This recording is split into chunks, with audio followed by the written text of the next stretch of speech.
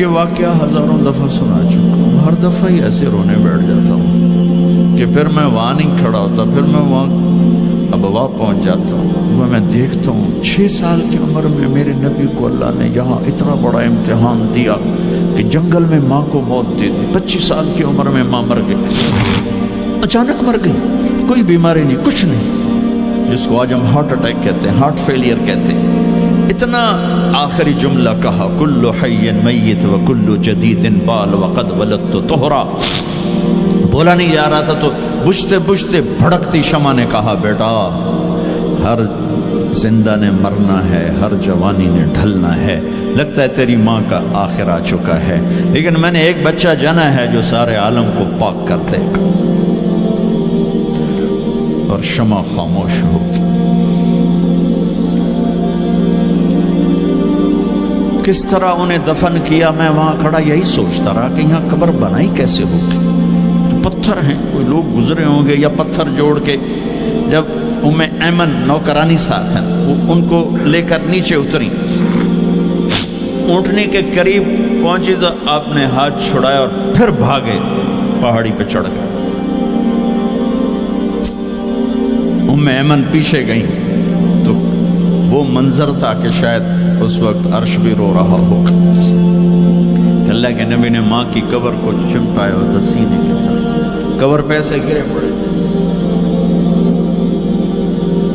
اور جب ام ایمن قریب آئیں تو وہ نوحہ کہہ رہے تھے کہ پتھر بھی پگھل رہے تھے کہ ماں جی آپ کو تو پتا تھا آپ کے سوا میرا کوئی نہ تھا، آپ مجھے چھوڑ کے کیوں چلے گئے، آپ مجھے چھوڑ کے کہاں چلے گئے۔ ام ایمن نے اٹھانا چاہا، انکار کر دے گا، میں نہیں جاتا، میں نہیں ماں کو چھوڑ کے جاتا۔ کھینچ کے لے گئی، گھسٹتا ہوا بچہ پہاڑ سے اتارا۔ 2 دن روتے روتے مکے کا سفر ہے، پھر کھانا بھی بند ہو گیا، پینا بھی بند ہو گیا، سوائے زمزم کے چند گھونٹ پانی کے سارا دن نہ کھاتے تھے نہ پیتے تھے، اکیلے بیٹھے رہتے، نہ ماں نہ باپ نہ بھائی نہ بہن۔ اللہ 57 سال کے بعد ماں کی قبر پر پہنچے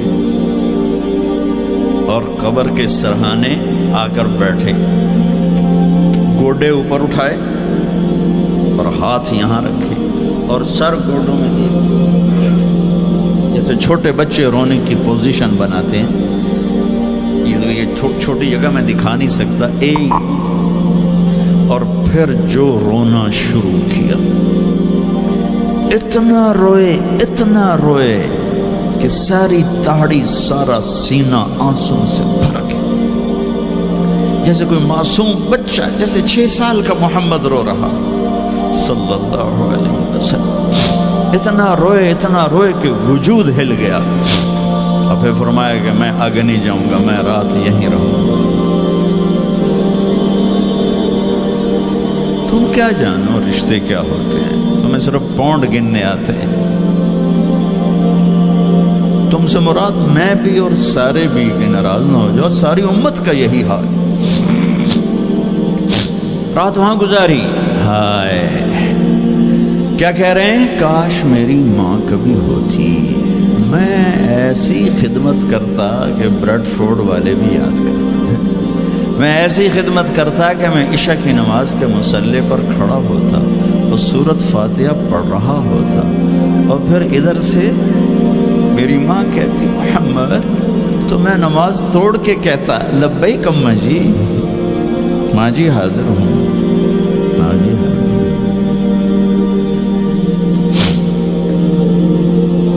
مچھلی کھانا چھوٹا گناہ ہے، شراب بیچنا بڑا گناہ ہے، سود کھانا بڑا گناہ ہے، ڈرگ بیچنا بڑا گناہ ہے، چوری ڈاکے ظلم و ستم کیا امت نہیں کر رہی، بے گناہ قتل، جھوٹے الزام تہمتیں، کیا حشر کر دیا جنید جمشید کا۔ یہ اسلام ہے۔ اتنے نیک انسان، 17 سال سے اللہ کا نام لینے والا، اس پہ گستاخ کی تہمتیں، یہ امت کیا منہ دکھائے گی اللہ اس کے رسول کو، کہ جس نے منافقوں کو سینے سے لگایا، عبداللہ بن ابی جیسوں کے جنازے پڑھ دیں. کہاں چلے گئے, کہاں ڈوب گئے.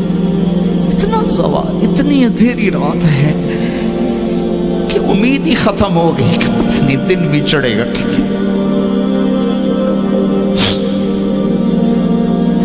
دین کے نام لینے والے جب دین کو ذبح کرنے پہ آ جائیں, ممبر پہ بیٹھنے والے جب نفرتوں کی آگ بھڑکانے لگے, کس سے غلطی نہیں ہوتی. ایک پاک انبیاء کی ذات ہے جن کی زبان پہ اللہ بولتا. باقی طارق جمیل روزانہ مجھے 40 سال ہو گئے بیان کرتے ہوئے, میں خطا نہیں کروں گا تو اور کیا کروں گا. مجھ سے پوچھو تو صحیح, میں غلطی سے کہہ گئی, جان بوجھ کے کہہ گئی, ہو سکتا ہے میں نے غلطی سے کہہ دیا. اللہ نے توبہ رکھی ہے, کفر کی توبہ. یہ میرے, میں درد سے بول رہا ہوں, زوال ہے, زوال, خوفناک زوال ہے. جب ممبر پہ بیٹھنے والے دین سے اتنے دور چلے گئے. طلیحہ نے نبوت کا دعویٰ کیا اور لڑائی کی صحابہ سے. عکاشہ بن محسن جیسے بدری صحابی کو شہید کیا, اتنے بڑے مقام کے صحابی کو شہید کیا. اور حضرت عمر کے زمانے میں توبہ کرنے آیا, آپ نے گلے لگا لیا, توبہ تو سب کفر کے نبوت کے دعوے. میرا اللہ کہتا میں تو ہر بیان میں کہہ رہا ہوں کہ دھرتی گناہوں سے بھر کے ایک دفعہ کہو یا اللہ میری توبہ, تو اللہ کہتا جاؤ سب معاف کیا. یہ میں زوال بتاؤ. آج امت کتنی پستی میں چلی گئی ہے, کس قدر فرقہ واریت نے ایک اجتہا کی شکل اختیار کر لی ہے. ایک دوسرے کو سلام کرنے سے کافر کافر کافر, کتے خنزیر. میرا نبی ایسے بولتا تھا. میں انسان ہوں, بول رہا ہوں, بولتے بولتے کوئی غلط جملہ بول سکتا. گستاخی کا جان بوجھ کے کرنے والا یقیناً دارہ اسلام سے عمل چھوڑنے سے آدمی کافر نہیں ہوتا. گستاخی کرنے سے, نماز چھوڑنے سے کافر نہیں ہوتا, گناہ گار ہے. نماز کی گستاخی کرنے سے وہ دارہ اسلام سے نکلتا ہے, لیکن اس کے لیے بھی توبہ کا دروازہ کھلا ہوا ہے. لیکن یہ کتنا تعصب ہے, نفرت ہے کہ ایک آدمی کی 17 سال کی پاک زندگی کو ایک غلطی پر کفر بنا دیا. یہ گراوٹ ہے, زوال ہے. ہمیں بندر خنزیر بنانے کے لیے فرقہ واریت ہی کافی تھی. اس کملی والے کو دعائیں دو جس نے حسن حسین کو ذبح بنا دیا. تمہارے لیے ہاتھ اٹھو, میری امت کے ساتھ کیا کرے گا, پوچھ کے ہو.